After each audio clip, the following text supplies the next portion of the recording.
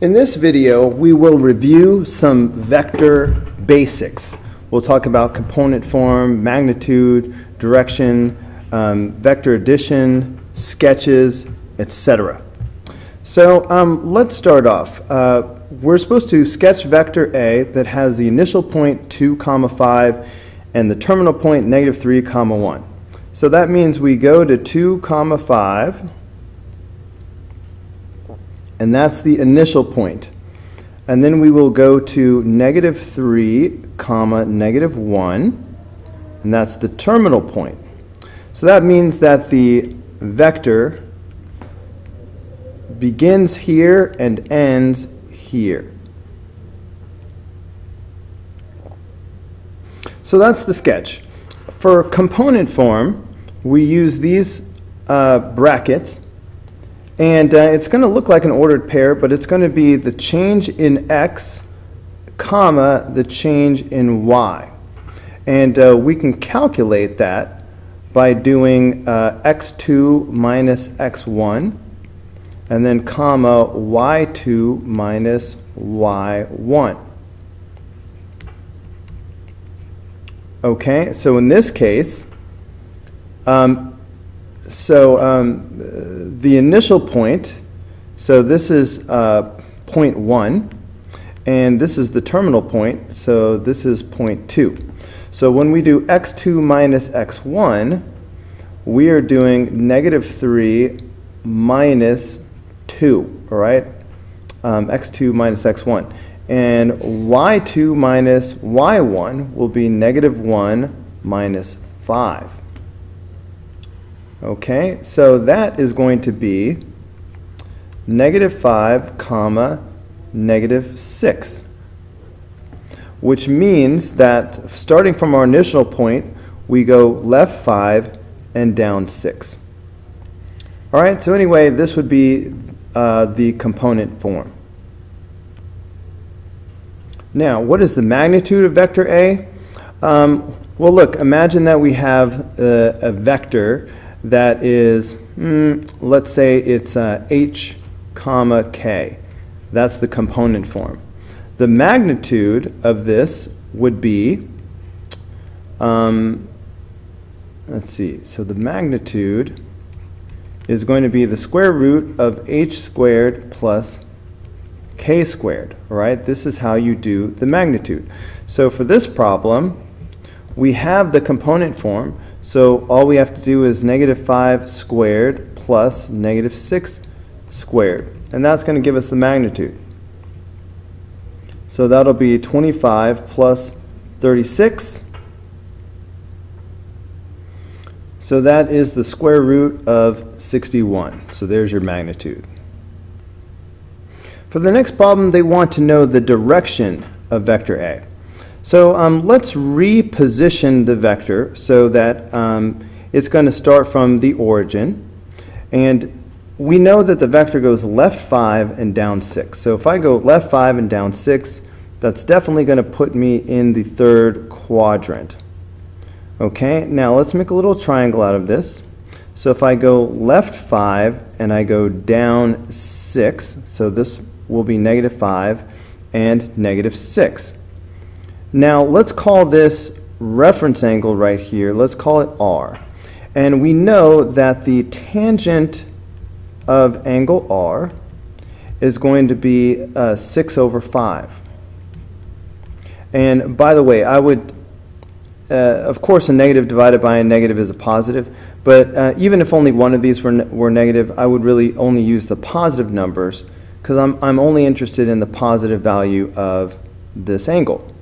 So anyway, to find the measure of this reference angle, I need to do the inverse tangent of 6/5. Okay, so I'm just going to put that in my calculator. Okay, so that's 50.2 degrees. Now that's the reference angle. The direction is the angle as measured from the positive x-axis. Okay, and we will call the direction theta. So angle theta in this case is going to be 180 degrees plus the reference angle. So that's 180 degrees plus the 50.2. And that will be the direction. So that's 230.2 degrees. For number 5, we need to write vector A as the sum of unit vectors. Well, that is really, really easy, because looking at the component form, you see that we have -5 and -6. Okay, and all we do is we replace these with I and J. So because it goes left 5, that would be -5I. Okay, and you use a little hat on the I to show that it is a unit vector. And this will be -6J. -6J. And you put a little hat on it. Okay, so this sum of unit vectors means the same thing as the component form -5, -6. Just use I for the X part and J for the Y part.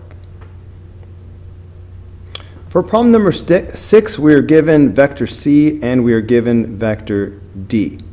First, we need to find the new vector C minus D in component form. So look, vector C minus vector D, all we're going to do is subtract the X component and subtract the Y component.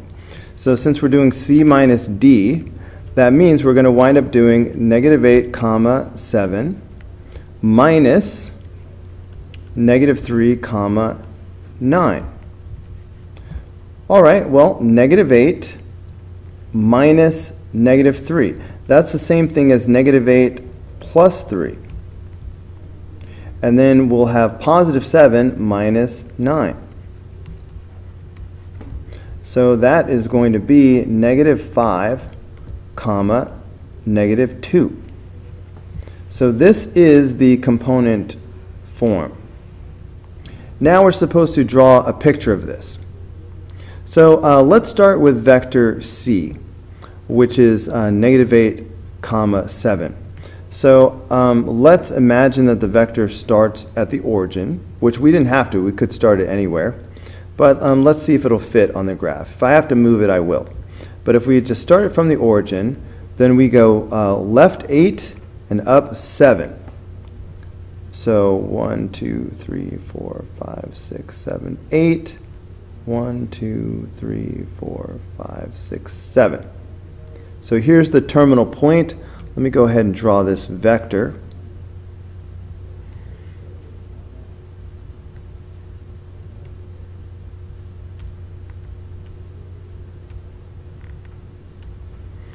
Okay, so there is vector C. All right, now I'm going to draw vector D, which again I'm going to start from the origin, and I'm going to go -3, 9. So that's left 3 and up 9. 2, 4, 6, 8, 9. So that's the terminal point for vector D. Okay, so that vector is going to be like this.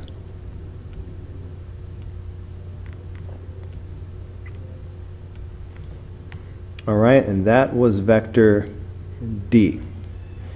Now, the vector C minus D is going to go across the ends of these. It's just a matter of should I be drawing my vector from C to D or from D to C? That's the only question. And it's going to be the opposite order from the way it's written. So C minus D, I will actually draw the vector from D to C. So I will draw it from here to here, and this should be the vector C minus D.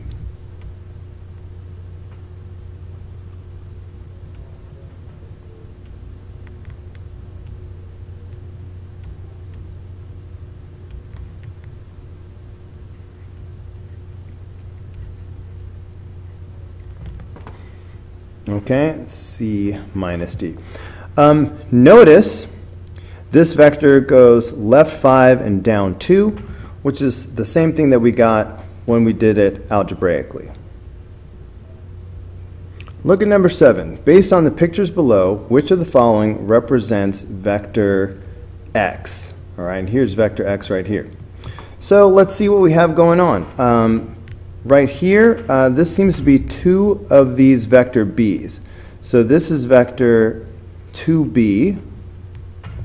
And let's see, what's this? This seems to be vector A. So I've got vector A happening. This matches this, so this is vector C. What's going on here?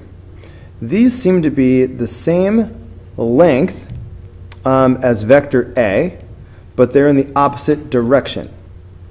So this is twice the length of vector A, but it's in the opposite direction, so negative 2A. If I add all these up, all right, considering that I'm starting at the initial point and ending at the terminal point, the sum of all these vectors should be vector x. So this would be 2b plus a plus c minus 2a. Notice that these are like terms, all right, the plus a and minus 2a. If I combine those, I wind up having, in fact, let me put it in alphabetical order now. So that would be, well, you know what? These answers aren't in alphabetical order. They seem to be going B, C, A, so I'll do the same thing. So this would be 2B, and then plus C, and then minus A, all right, because these two combine and make minus A. So that is option B. For number 8, I need to perform 2v plus 4w. So let's see, that's going to be 2 times vector v, which is negative 2 comma negative 2, plus 4w. So that's 5 times negative 4, so 4w. Okay, so I'm going to multiply each of these components by the 2. So that's going to give me negative 4 comma negative 4 plus 20 comma negative 16. So if I add these together, I'm going to get the final answer. So negative 4 plus 20, that's going to be positive 16. And negative 4 and negative 16 make negative 20. All right, so that's the answer to part A. For part B, here I'll change colors. For part B, I need to do 5 times vector W, which is 5 comma negative 4, minus 2 times vector U, 1 comma 6. Okay, so this would be the same thing as, all right, I'm going to multiply this and this, I'm going to multiply that and that, so that's going to give me 25 comma negative 20 minus 2 comma 12. Okay, so all I have to do is subtract these. So 25 minus 2, that's going to be 23. And negative 20 minus 12 is negative 32.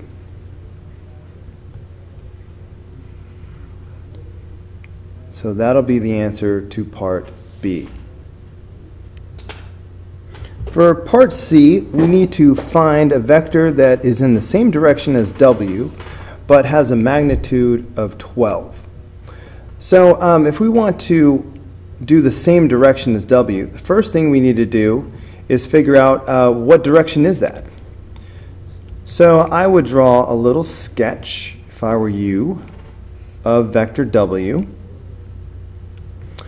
This is right 5 and down 4. So that puts vector W in the 4th quadrant.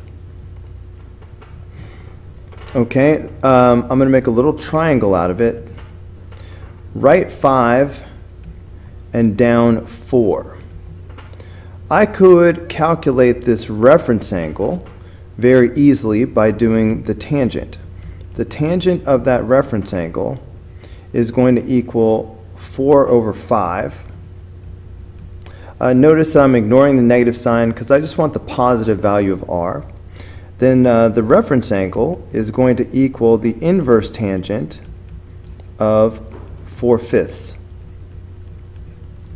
So put that in your calculator and see what that is.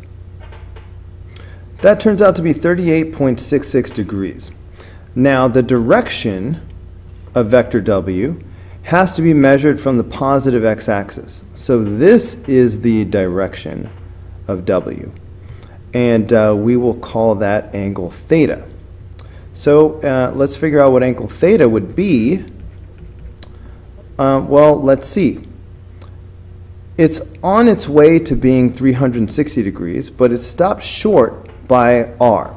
So theta would be 360 degrees minus the measure of angle r. Okay, so theta is 360 minus the 38.66. Theta turns out to be 321.34 degrees. Now, if I want to have a vector in component form with direction theta and magnitude r, I just use the following formula. Okay, r cosine theta and r sine theta. Okay, r is the magnitude and theta is the direction.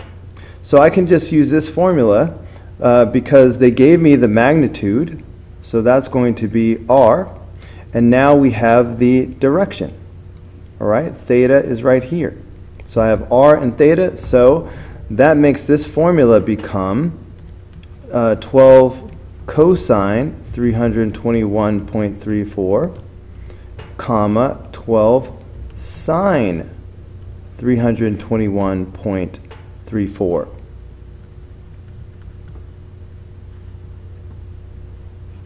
All right, and just put that in your calculator. So you end up getting 9.4, comma, negative 7.5. All right, guys, that's going to do it for this video. Go ahead and click here in the red apple to watch the next video. Click in the green apple to subscribe, or click the yellow apple for the full playlist.